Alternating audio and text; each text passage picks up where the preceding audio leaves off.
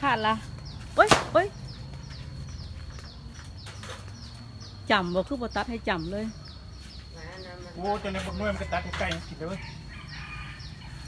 กล้วยน้ำสุขากกพอดีแดดส่องอุ้ยตกมัด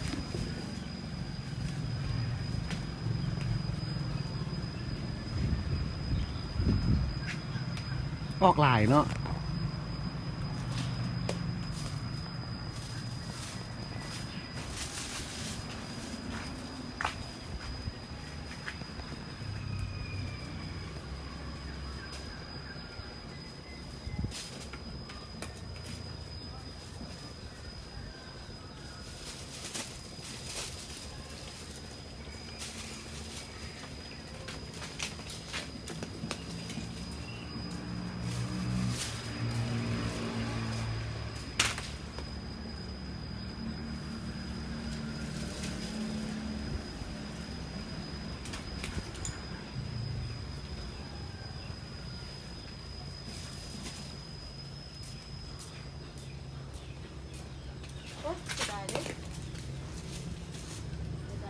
แตกมันตกลงพื้นนี่นะ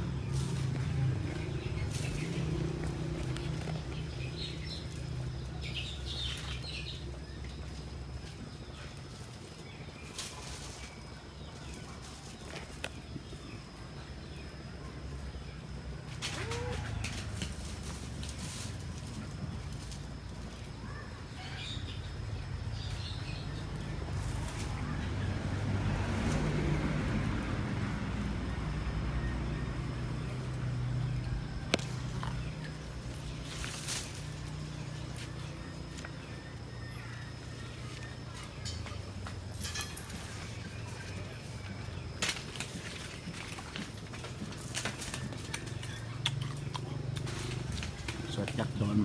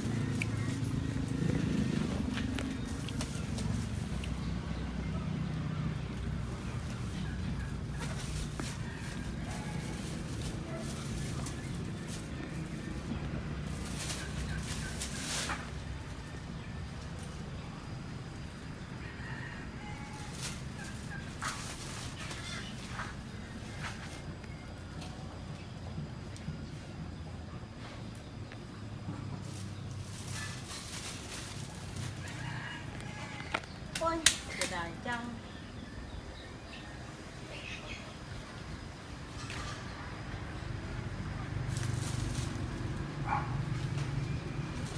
มีไทยมากเลยนะ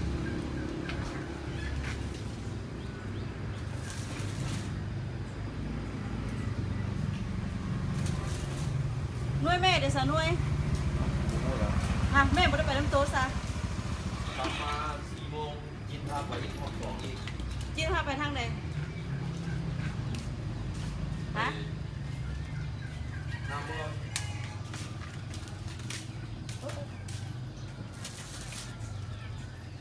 เดี๋ยว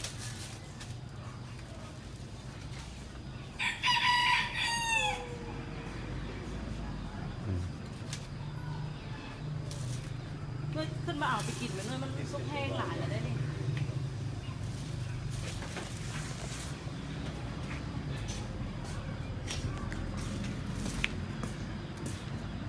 ตัวแซ่บ อย่างที่น้ำขุ่นเนาะ ไปจำแจ้วกินไหนให้แจ้วเกลือจำกิน เป็นเจี๊ยบเกลือแม่เลย มีแต่จ้ำเกลือจ้ำข้าวโนกิน แจ้วเกลือจำกินอะไรอยู่จ้ำเกลือมันเผ็ดขุ่นเนาะต่ำเกลือเพชรทุน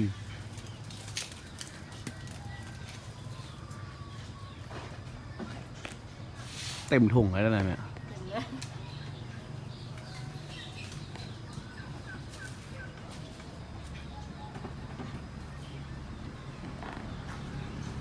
ลงบ่ได้อะไรจังหน่อยนะ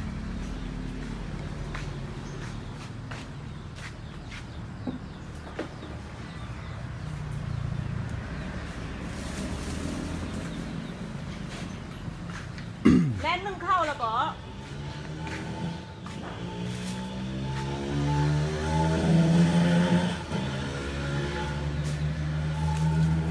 เอาเตียนมาหักแม่เตียน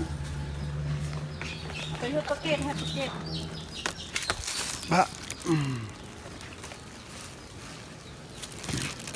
อันนี้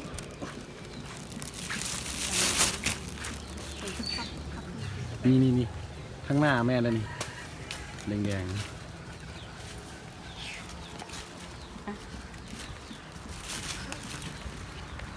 เด้อ นี่ก็อ่ะเอาไปให้ปลาเกต ลงมาแล้วล่ะ